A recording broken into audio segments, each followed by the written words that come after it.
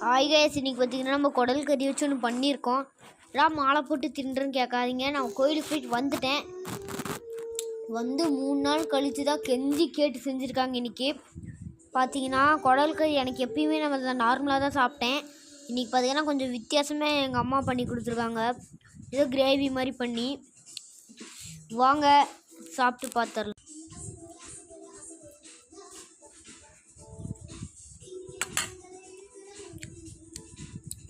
Very டேஸ்ட்டாக இருக்குது guys.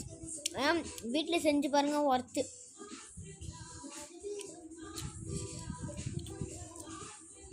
இந்த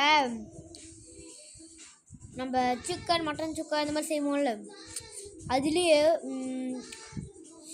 கிரேவி பண்ணி பார்த்தா செம்மையாக இருக்கும்ல. அந்த லைட்டாக 100% இதேன்னு சொல்லிட முடியாது. கிரேவின்னு ஒரு 50% குடல் கறி, ஒரு 50% கிரேவி, இப்படி சொல்லலாம்னா சரி ஒர்த்து.